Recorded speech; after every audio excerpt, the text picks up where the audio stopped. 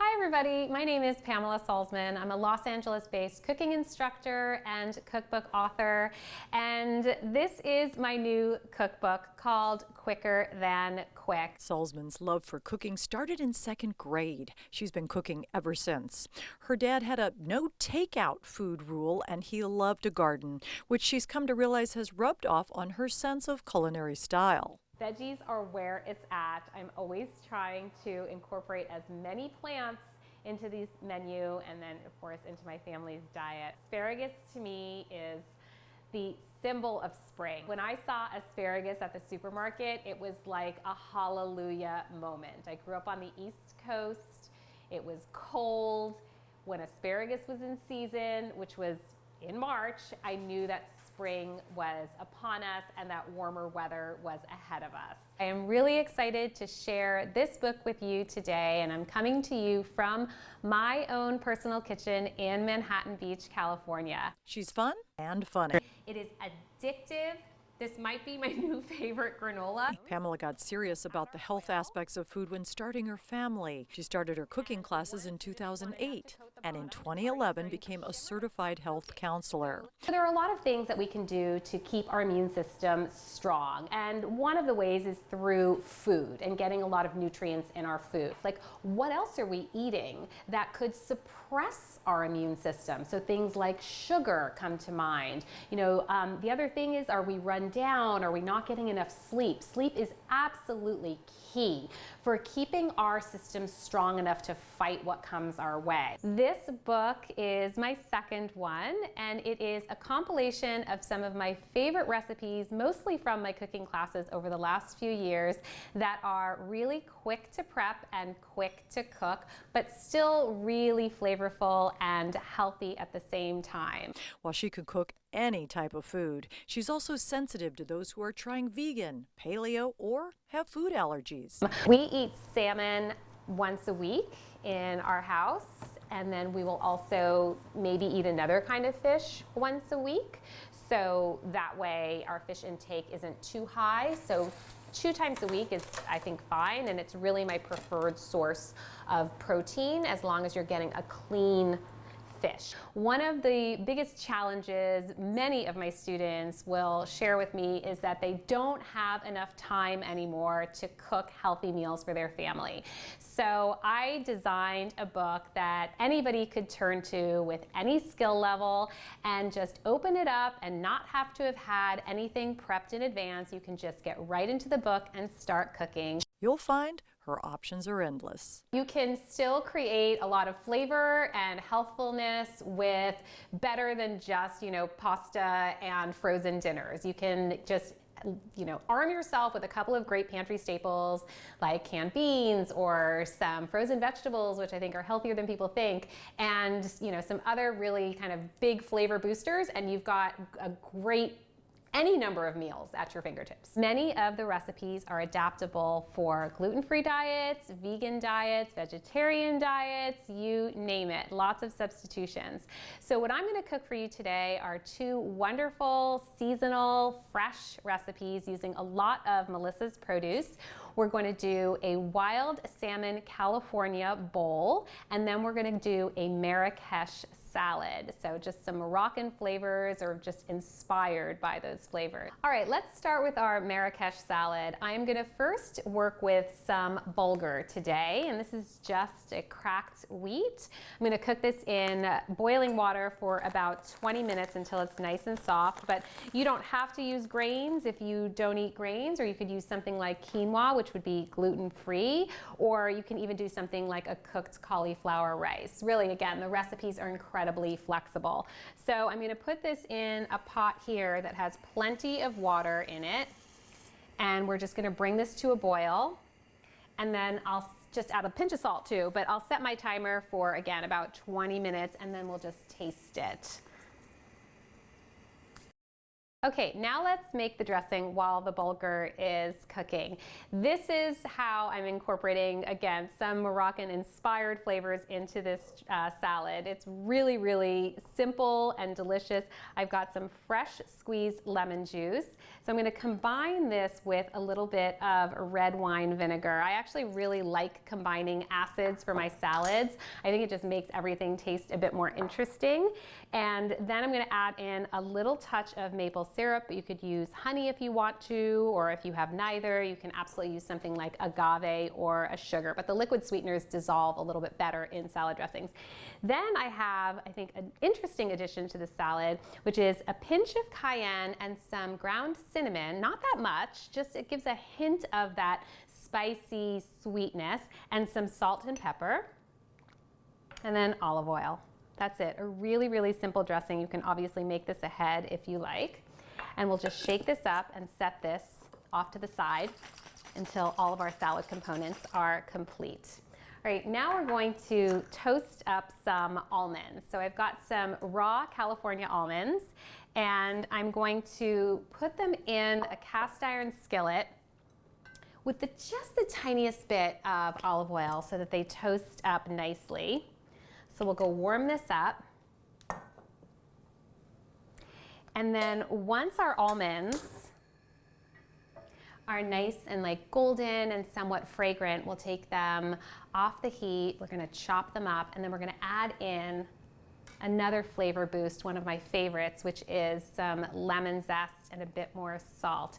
This is just such a great topping for any number of things. It doesn't have to be this salad, but it just adds this really nice, bright freshness and, of course, really good crunch. But this is something I also like to add on top of roasted vegetables as well.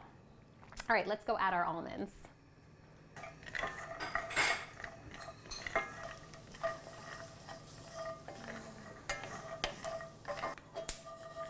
Okay, they started to smell fragrant and get a little toasty, and those skins are starting to just pop a bit. You can wait for these to cool, obviously, but it's also easy to do it while they're warm, either way. And if you don't have time, don't bother toasting them, but it really brings out the nuttiness of the almonds. This salad's also really good with dry roasted and salted pistachios. So I'm really big into just using whatever you have, whatever's easy, whatever's available, and making it just quick, not overthinking it. So once I finish chopping these up, we'll add our pinch of salt and our lemon zest.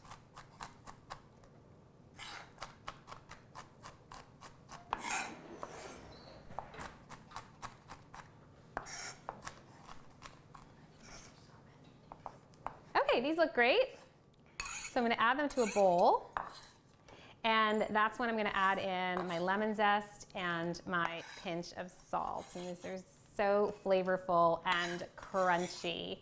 You can obviously do this ahead of time too. So a lot of my students really want to know how to prep things in advance, and this is something you can definitely prep in advance if you want to. And so I'm just taking off that exterior yellow. I'm not going deep into the white at all because I don't want any of that bitterness from the lemon.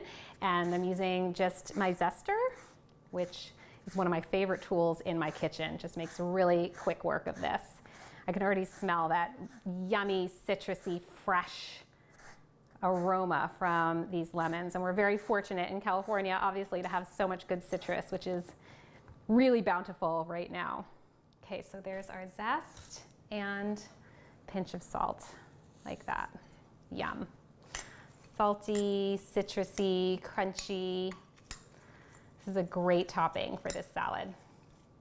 All right, next up, I want to prep some of the other ingredients for the salad. So what I have on hand, I have some dates, and I love the combination of dates with olives. So I've got some pitted green olives, and these dates don't have, they're not pitted yet, so I'm going to take out the pit. And so what I do is you can pry them open with your fingertips if they're nice and soft, but otherwise I just take a knife and then just open them up and then pull out the pits. And this is another piece of produce that we're very lucky to have in bounty in California.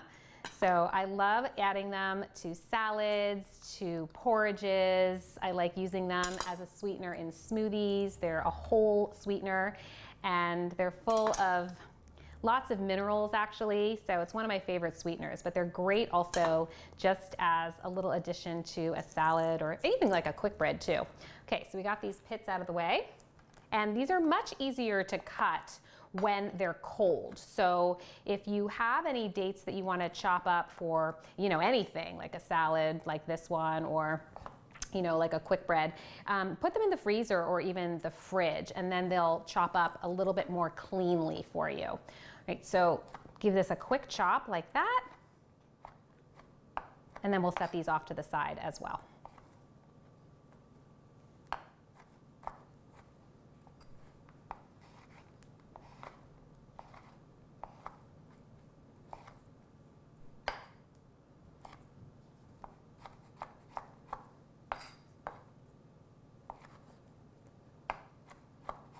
All right, these dates, love this tip because now they're nice and like separate. They're not all clumped together. And they're just so chewy and caramelly. I just love them so much. Okay, now let's just chop up our green olives. And I never buy olives with pits or hardly ever because, gosh, who needs to take the time to take out those pits? So you can coarsely chop them. If you want them to look pretty, then you can take the time to, make lengthwise slices out of them. Any which way you want, doesn't matter. But this is just I love the contrast of flavors, with the dates, which is just like sweet and caramelly with the saltiness of the olives. And if you don't have dates and you wanted to do something like dried apricots or some green raisins, I think that would be super compatible in this salad as well. All right, let me finish this up and then we'll work on our lettuce. Okay, I'm just gonna add these olives right to the bowl with the dates, because it's all going in the same recipe. And I have here some Mexican green onions. So instead of using scallions, I'll just chop up a few of these. And I've already washed them. We're gonna just trim off any dead edges.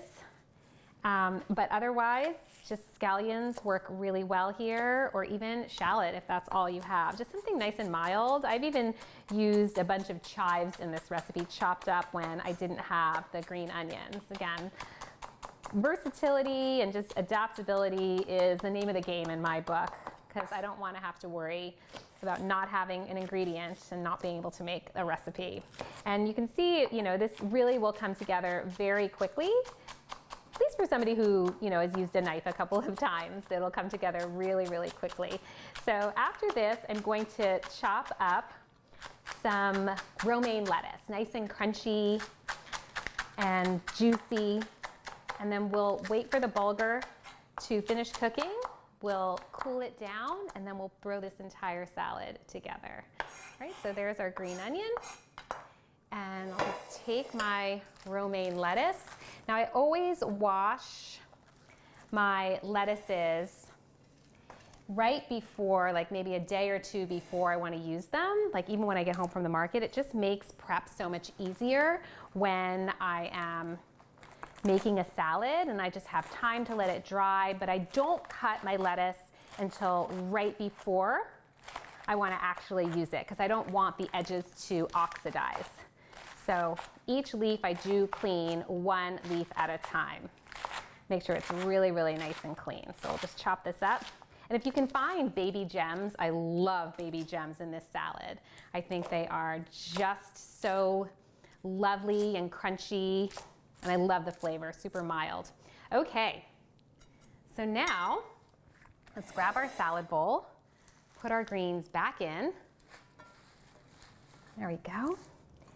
And our green onions too. So I might not use all of this lettuce because I think I chopped too much. And I also have here some mint, which if you have a super sharp knife, great, but a lot of home kitchens that I teach in, the knives are not super sharp. So what I would recommend in the case of especially an herb like mint, which can bruise really easily, to just tear it by hand. So I'm gonna add this mint, just torn by hand. I love herbs in salads. It's just one of my favorite flavor boosts slash add-ins. And you just kind of find a natural break in the mint leaves, and they don't even have to be necessarily torn. You can absolutely just add whole mint leaves to this salad if you want to.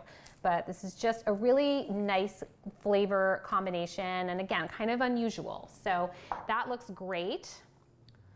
We can add in all this stuff now and just wait for our bulgur. And then I love adding some avocado to this salad, but I'm not going to because the other recipe that I'm going to work with today has avocado as well. And again, I'm all about being flexible. So instead what I'm going to use is one of my favorite Melissa products, which are already cooked, steamed, peeled, how much easier does it get, golden beets. And they also have red beets too, but I'm going to use the golden just so I don't spread that red color around.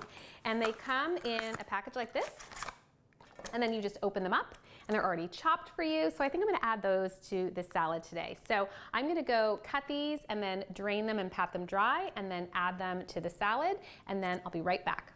Okay, so the bulgur is nice and tender. I drain it in a fine mesh sieve because it's very small. So colander, everything's just gonna pour through. If you're really in a rush, you can cool it down by running some cold water on top of it, and then make sure it's well dried before you add it to your salad because you don't want to dilute the salad. Otherwise, you can also spread this out on a sheet pan and allow it to cool. It'll cool really fast that way. So I'm gonna just sprinkle the bulgur in here.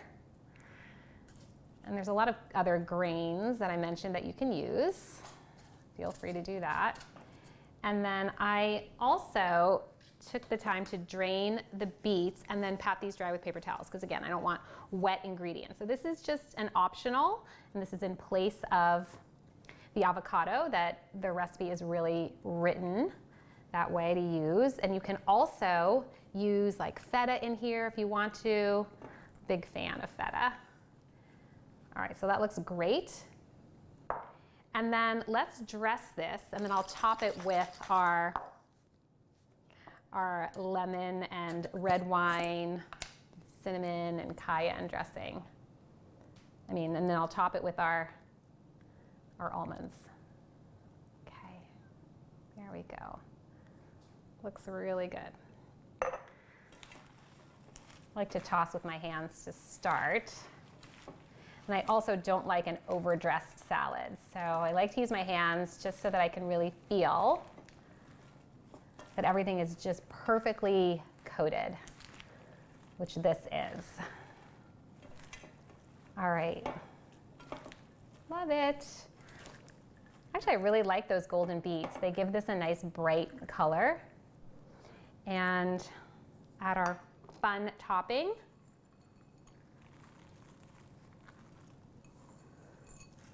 You've got a lot of flavors in here. You've got salty, you got a hit of heat from the cayenne, you've got that brininess from the olives, sweet from the dates, and from the beets as well, and a little bit of crunch too.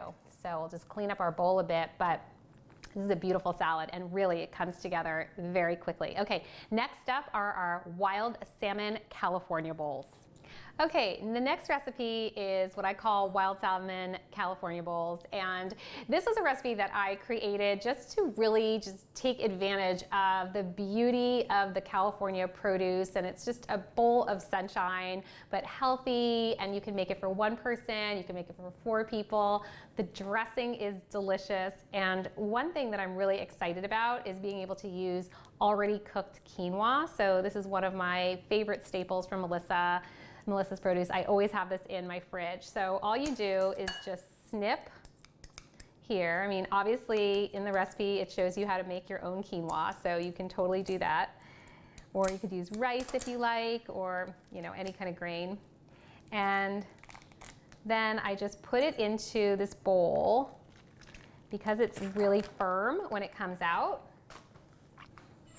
I just break it up with a fork like this.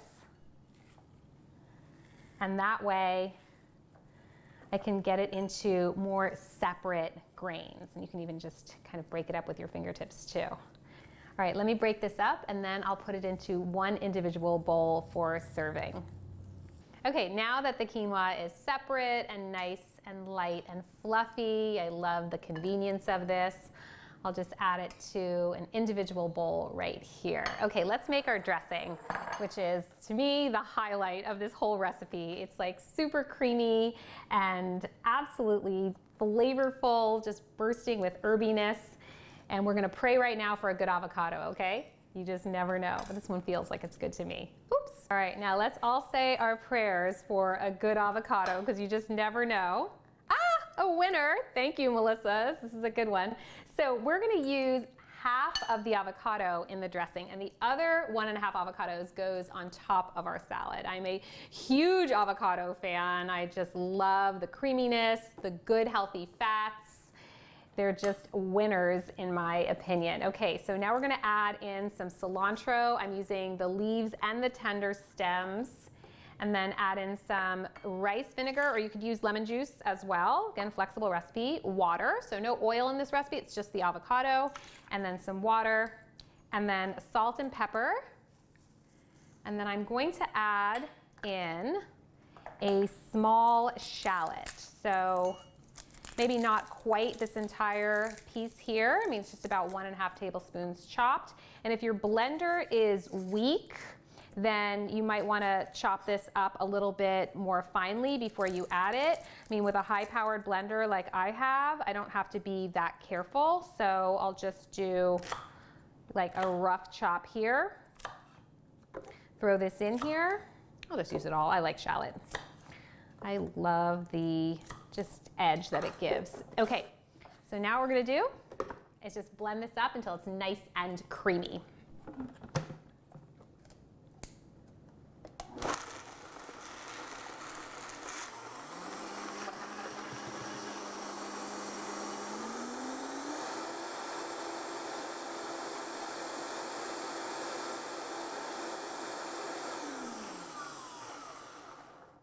Okay, that was easy and fast, of course. Smells so herby and delicious. Now, I always taste my dressings before I commit to them. Perfect. I love cilantro. So again, if you don't, you could do something like mint, but I love this. It's just super fresh. Okay, so now I want to get all the components of the salad ready before I cook the salmon. Just that way the salmon can just go right on top of my bowl and we dress it and we're ready to eat. So I'm going to start with this gorgeous watermelon radish. It's huge. I don't end up peeling any of it unless it doesn't look quite good, but this one looks great. And I'm just going to thinly slice this, and you can use a mandolin if you want to. I tend not to for small little things, but this is a beauty. I mean, look at the color on this one. And what I'll do is, because these are so big and kind of awkward, it would be pretty awkward to eat like this, I'll just do some little matchsticks or, julienne here, and it will still be able to showcase that really vibrant pink color, but be a little more comfortable to eat. There we go. These have become really popular in the last few years. I don't remember seeing them, 10 years ago. So I'll just compose my toppings here. And then next up, I'm gonna do some orange, and I'm just gonna slice off the top and the bottom. And what I'll do now is just take off the skin, just to get to the juicy part. And I'm not going to even bother taking out the segments from the membranes. I want this to be a really quick and easy recipe with minimal fuss. So I'm just going to take the orange and completely chop it with the membranes there. I mean, if you really wanted to, you could do little pinwheels like this, but seriously, we want everything to be bite-sized in this bowl. So we'll just start chopping like this. Helps if you have a good sharp knife, which I do. And then cut this into bite-sized chunks. This orange smells so good and sweet, and it's like juicy, but plus, like, look at the colors so far. Look at that. And this can be prepped in advance as well, of course, if you want to. I often do this for my family, where I'll cut them into slices like this, because otherwise they seem to languish and nobody really gives them any attention. But once I cut them into these kind of slices, they disappear quickety quick. Or should I say quicker than quick. Okay, so we've got our oranges there. And then let's do some avocado. Why not?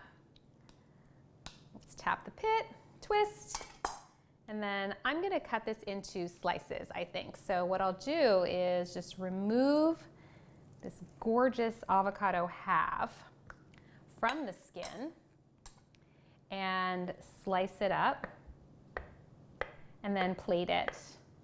And then we've got our little topping bar. Plus, I thought some edible flowers would be really nice. And if you can get some sprouts, they're incredibly good for you. So I have some broccoli sprouts here, one of the most nutrient dense of all your veggies. Super, super healthy for you. Okay, so here's our toppings. And now I have my wild salmon. I got my hands on some Copper River salmon. This was previously frozen, and then I just defrosted it, rinsed it, and patted it dry. I'm gonna season it up with some salt and pepper, and then get my cast iron skillet warmed up. But these are so thin that they're really just gonna take a couple of minutes to cook through. This is something you can, again, do in advance if you want to. In a pinch, you can also use canned wild salmon, but I'm much bigger fan of wild salmon than farm raised, merely for all of the health benefits. So some salt, and then some freshly ground black pepper to make these taste good. I'm very excited to eat this and to show you how pretty it is. But you could easily make this on a weeknight, or you can also do a big platter of this and serve it for a group, you know, for a buffet or for brunch. Look also very nice. So let's add a smidge of oil here. You can use avocado oil, you can use olive oil. Don't need that much. Let's see. Perfect. And I'm going to start with it skin side up and let this go a couple of minutes, and then I'll turn it once it starts to get a little bit lighter in color, about a quarter or a third of the way up. I really do prefer my salmon on the medium rare side, but if you prefer it cooked a little bit more, then you can totally do what works for you.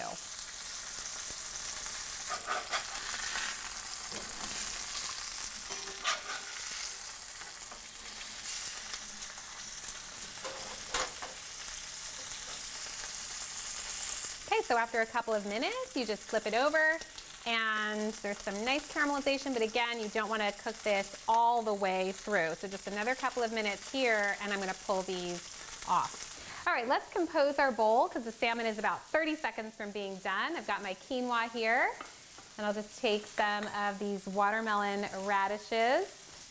They are beyond gorgeous. A few of these oranges.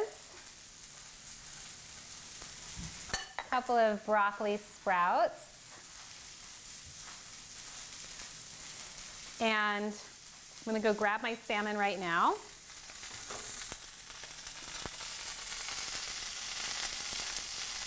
Perfect. It's starting to flake nicely, but it's still medium rare in the center.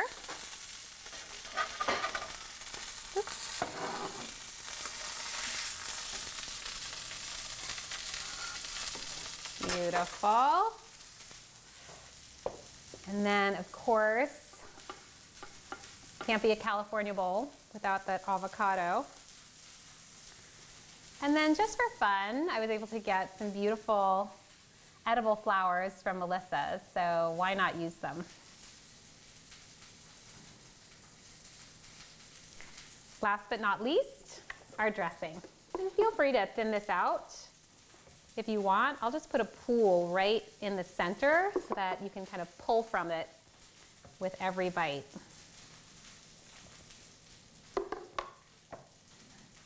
Beautiful. And this is your wild salmon California bowl. So I wanted to thank Melissa's for introducing me to their community and giving me an opportunity to tell you about myself and my new cookbook, Quicker Than Quick, and I hope you'll check it out. Bye, guys.